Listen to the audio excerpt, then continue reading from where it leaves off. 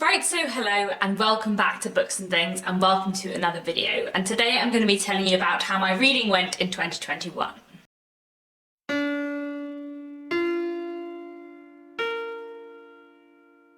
So I'm going to be doing two things in this video today. For the first half of the video, I'm going to be talking about what I read in 2021, my kind of reading statistics for the year. And then in the second half of the video, I'm going to look back at the reading goals I set myself at the start of the year and see how well I did with them. And I'm also going to have a look especially at my kind of reading goal checklist for the last 3 months of the year, because I haven't done a separate little goals check-in for the last 3 months of the year because it seems silly to repeat it in this video. But before we get into talking about my reading goals for the year, let me talk about what I read in 2021 and give you my reading statistics. So in the year 2021, I read 196 books, which is obviously a lot of books. That's on average about 16 books a month. And that is slightly less than what I read in 2020, where I had read 110 books. However, it is pretty similar to what I read in 2019, where I read 194 books. However, when I say I read 196 books, some of these were unpublished books that I read for work.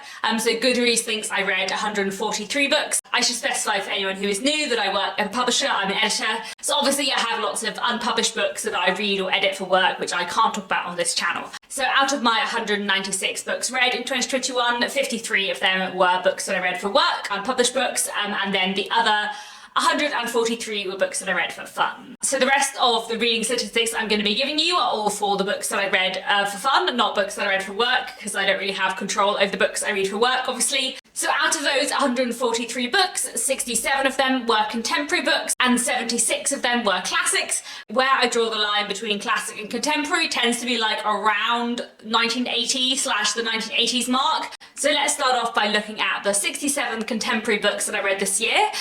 52 of those were novels, 3 of them were short story collections, 1 of them was a poetry collection, and 11 of them were non-fiction books. And out of those 67 contemporary books, 48 of them were by British writers, 5 of them were by writers from the USA, 4 of them were by Australian writers, 2 of them were by Irish writers, and then I read 1 book each by authors from Nigeria, Ghana, Tanzania, Sri Lanka, Sweden and Japan. And then, as I already said, I read 76 classics this year, which interestingly is higher than the number of contemporary books I read this year. And it's also higher than the number of classics I read last year. So last year I read more contemporary books than classics, and this year I've read slightly more classics than contemporary books, which is interesting, but I'm not really unhappy with. I love classics, I read a lot of classics, so it's nice to see I've read a lot of classics this year. And out of the 76 classics that I read, 60 of them were novels, 7 of them were short story collections, 4 of them were non-fiction books, 3 of them were plays, and 2 of them were collections of poetry. And in terms of when and where the classics I was reading were from,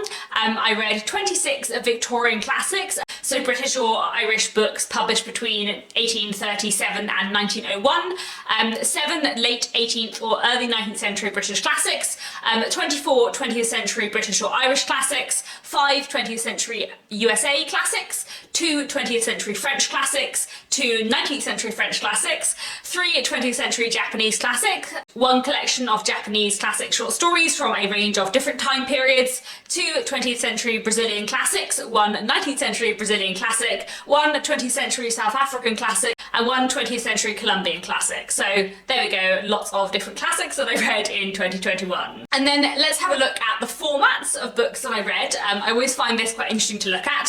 So out of the books I read for pleasure, 70 of those books were physical books that I owned copies of, 6 of them were books I got from the library or borrowed, 45 of them were audiobooks, and 22 of them were ebooks. That is a lot of audiobooks. That's nearly a third of my reading was done on audiobook this year. And I always find it interesting to see how many audiobooks I read, because I do read a lot on audio, but I sort of am not really aware of just how much I read on audio until I look back on my statistics at the end of the year. And every year my number of audiobooks listened to seems to go up and up, even if my number of books read overall doesn't necessarily go up. So many audiobooks this year, and many great ones too. And then I have a few other statistics that I've gathered from my reading this year as well. So this year I read 41 new releases, so books published roughly in the last 2 years. So that's about 29% of my reading, which, especially considering that a lot of my reading is classics, I think is pretty good. I'm pretty happy with that. I did want to read more new releases this year, as I'll mention later. So that's a nice number of new releases read this year. The books I read this year, 81 of those books were by women and 57 of those books were by men. And then 5 of the books I read were anthologies by various different authors. So 57% of the books I read this year were by women, which I think is higher than my percentage split usually is for this. I feel like this year I have read a lot of relatively new books by British women, which I do usually, but I feel like that's been even more the case this year. 102 of the books I read were by British writers, and 41 of the books I read were by authors from other countries. Then 13 of the books I read were in translation, which is about 9% of my reading. That's a slightly lower number than I would like. I think last year I definitely read more things in translation, so that's just slightly dropped off my radar this year, but I would like to in general read more in translation than I'm reading. Then 29 and a half of the books I read this year were by authors of colour, and that half is coming from an anthology I read which was written by various contributors, several of whom were authors of colour but not all of whom were. So 29 and a half, which is about 21% of my reading overall, which is definitely higher than last year but not necessarily as high as I would like. And then 17 of the books I read this year were rereads, which is about 12%, which is quite a lot, but I really like rereading, so I'm pretty happy with that. So there we go, those are my statistics for 2021. It's nice to see how many classics I read, it's nice to see how many new releases I read. I feel like there are some areas where the statistics aren't exactly what I would like, but that's fine. Now let's look back at my 2021 goals, what I said I wanted to do this year and whether or not I have managed it. So for my first reading goal of 2021, I set my Goodreads goal at 100 books and my overall goal, including books I was reading for work, at 150 books. And I also said that I didn't want to read more than 200 books because I felt like I had prioritised quantity over quality occasionally in 2020. So as I already said, I read 196 books overall, 143 books according to Goodreads. So I've definitely hit my targets, and I haven't read 200 books, but I'm only just under 200 books, so I feel like I haven't been so bad this year for choosing quantity over quality. I have read quite a lot of the longest books on my TBR. It was especially nice to get to Jonathan Strange and Mr. Norrell this year, which I absolutely loved and which is huge. So I am in general pretty happy with how this goal has gone. And then I also said that I wanted to keep my physical TBR at a manageable number. At the start of 2021, I had 37 books on my physical TBR, and I said that I wanted to try and keep my TBR between 20 and 30 books. And I also said that I wanted to read all the books that were in my little TBR jar, which looks very full now, but that is only because I have already put in the books for 2022. So in 2021, I did manage to keep my physical TBR relatively manageable, and I did manage to read nearly everything in my TBR jar. So before I filled it up with the books for 2022, there were only 4 books left in here, which I am very happy with. That's absolutely fine.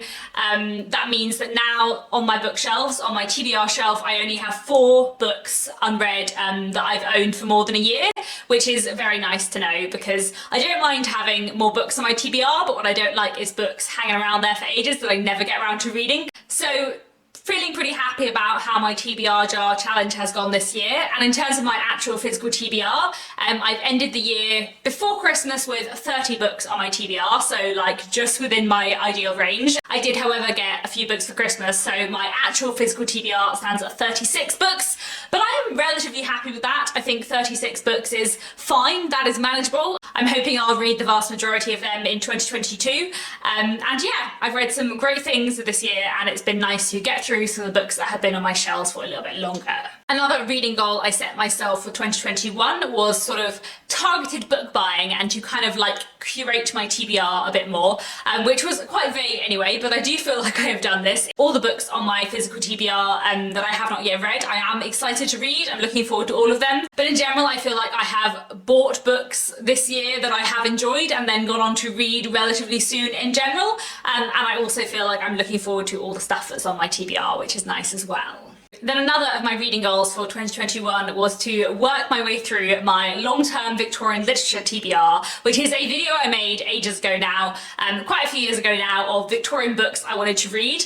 And I was working my way through that list in 2021. I didn't get get that far through the list. There were on that list 19 Victorian books plus 2 authors I wanted to read more from.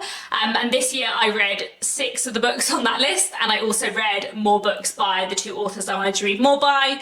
In general, George Gissing and Anthony Trollope. I read The Whirlpool by George Gissing, and I read 3 books by Anthony Trollope this year: An Old Man's Love, The Vicar of Bullhampton, and The Kellys and the O'Kellys. So that means there are 13 books left on my long-term Victorian literature TBR, although one of them, Marion Withers by Geraldine Dewsbury, I cannot find anywhere. And I don't mean I can't find a physical copy, I can't even find a digital version online, so I might just have to give up on that because I literally cannot find that book anywhere. If anyone knows where to find the text of Marion Withers by Geraldine Dewsbury, let me know. But otherwise, that's just going to have to go off that list because I physically cannot read it. But that leaves 12 books on that list, which I haven't read, which I would like to read. And you know, that's fine. I did read plenty of other new Victorian books this year, but I would still like to read all the 12 books on that list. So this might have to be a goal that carries over into 2022. Another of my reading goals for 2021 was to, in general, read more diversely, and there were kind of 2 areas that I wanted to diversify my reading in.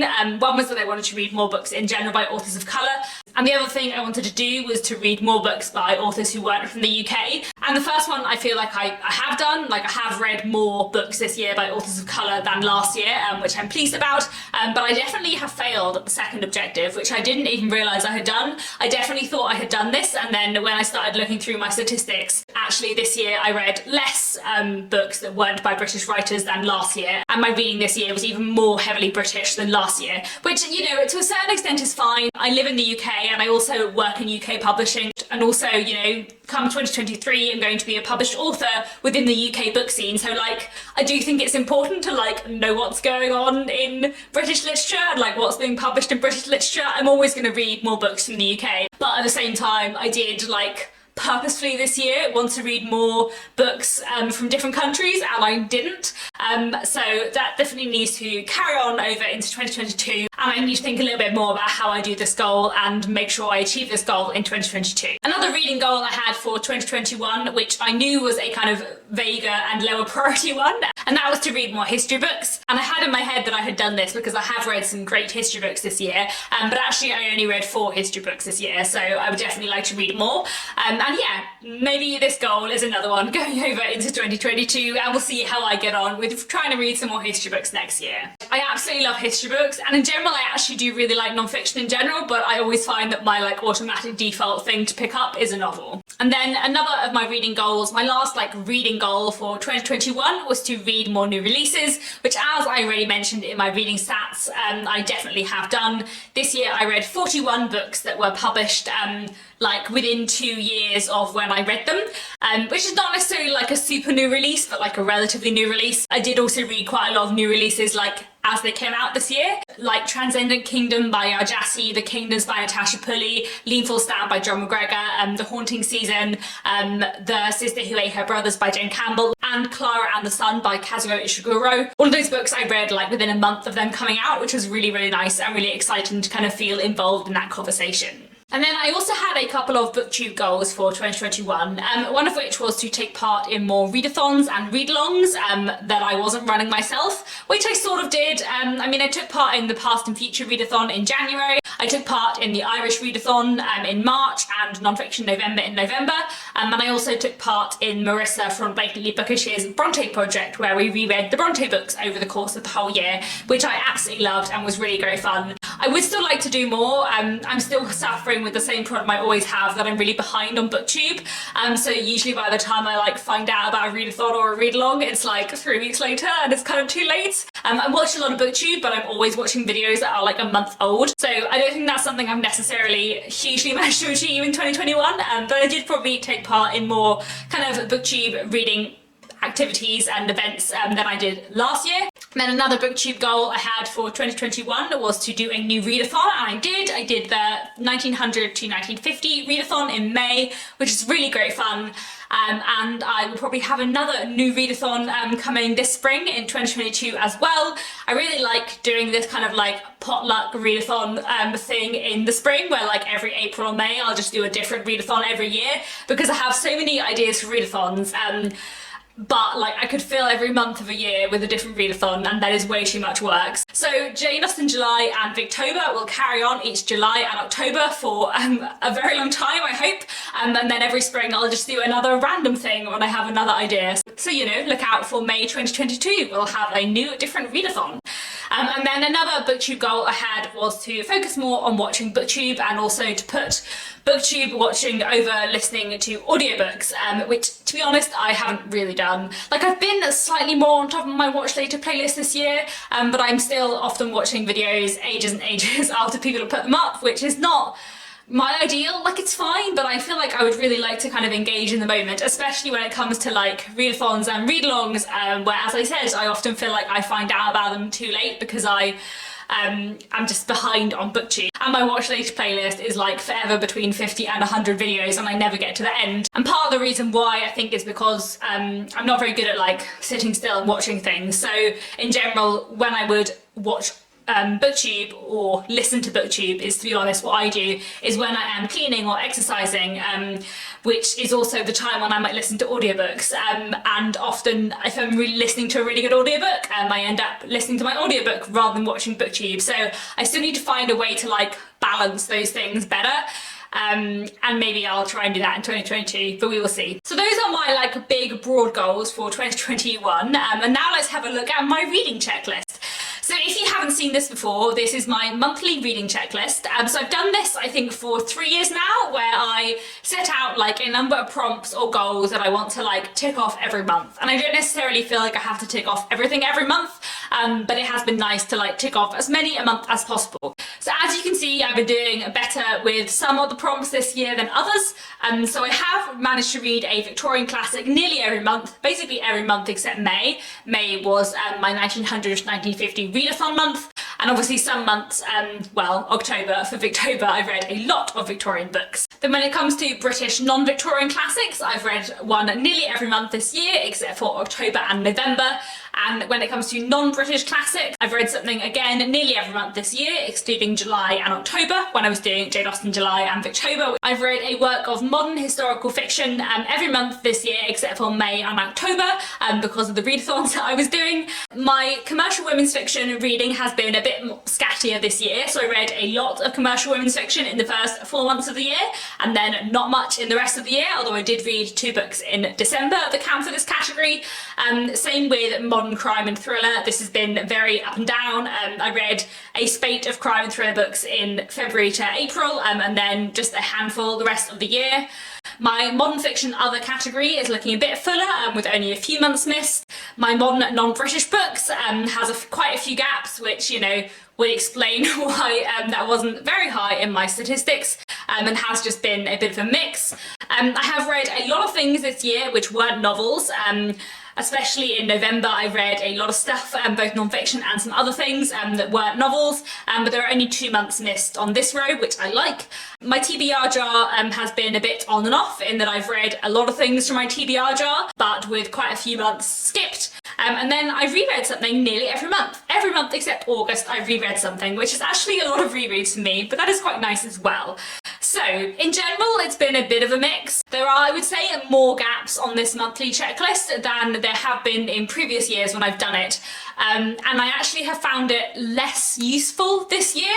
I feel like it's been a slightly less effective reading goal tool this year than in previous years, possibly. I don't know, I'm still having a think about that. And I have, you know, managed to tick off quite a few things this year, but I feel like this monthly checklist thing isn't necessarily working as well as it has done in the past. But, you know, more on that in my 2022 goals video. But before we end the video, I do just want to quickly talk about the things that I read for different prompts on this checklist in the last 3 months of the year, as I usually do. So when it comes to Victorian classics, I read a lot in October. Basically everything I read in October was for Victober, so everything I read in October was Victorian. I read Barry Lyndon, The Wheels of Chance, The Heir of Redcliffe, The Frozen Deep, The Vicar of Bullhampton, The Semi-Detached House, American Notes, A Shropshire Lad, The House by the Churchyard, Gothic Tales, Basil and the Beetle. That is a lot of Victorian books. Then in November I read The Woodlanders by Thomas Hardy, and in December I read A Christmas Carol by Charles Dickens, both of which were rereads. Then when it comes to British non-Victorian classics, there are obviously less of them read in the last quarter of the year, as you can see, but in December I did read two, The Heart of the Matter and The Lonely Londoners.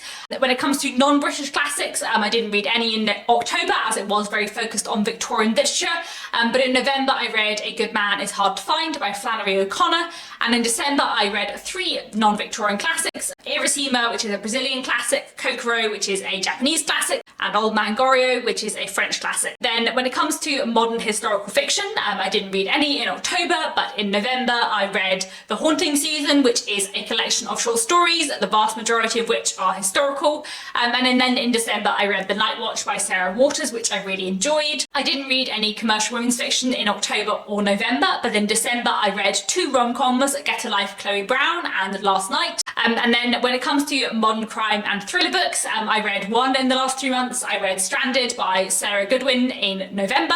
When it comes to modern fiction that doesn't fit into any other categories, I've read a couple. In November I read Montmorency, which is a children's book, and in December I read Middle England, which is a sort of literary political kind of book. When it comes to modern non-British books, in November I read a few. I read The Cat Who Saved Books, which was a Japanese novel, and I read two non-fiction books from the USA, Bad Feminist and Disability Visibility. And then in December I read another novel written by an author from the USA, Little Nothing. And then I have read a lot of things that weren't novels in the last 3 months of the year. So in October I read American Notes, which was a non-fiction work by Charles Dickens, A Shropshire Lad, which is a poetry collection by A.E. Housman, and also Gothic Tales, which is a collection of Gaskell's Gothic short stories. Then in November I read a couple of short story collections, The Sister Who Ate Her Brothers by Jen Campbell and The Haunting Season, which is an anthology. I also read one poetry collection, Snow Like Silk Around My Soul, and then I also read quite a few different works of non-fiction, Disability Visibility, Parallel Lives, Bad Feminist, The Artful Dickens, Black Writers 1780 to 1890, Natives and Plotting Disability in the 19th Century Novel, and then in December I also read one non-fiction work, which was Governess by Ruth Brandon. When it comes to picking things out of my TBR jar, nothing that I read in October was a pick from my TBR jar, but in November I read Parallel Lives, and in December I read Little Nothing, The Heart of the Matter, The Night Watch and Middle England, all of which were books that had been in my TBR for quite a while. Then when it comes to rereads, I did reread quite a lot in the last 3 months of the year. In October, both Gothic Tales and A Shropshire Lad were rereads. In November, Montmorency and The Woodlanders were rereads, and in December, A Christmas Carol was a reread too. So those are my last 3 months of the year, a bit of a mix as you can see. October was obviously very heavily focused on Victorian literature, as it was Victober, but otherwise I have ticked off a few goals here and there. So I think that's all I wanted to say. It's been a bit of a mixed year. I have done really well on some of my goals, slightly less well on the others, but in general I've had a really good reading year. I've read a lot of fantastic books. I cannot wait to film my favourite books of 2021 video. I have many wonderful books to talk to you about in that. So that's it for now. In a few days I should be back to talk about my reading goals for 2022, a video I'm very excited to make. And that's it for now. Thanks very much for watching, and I'll be back very soon with another bookish video.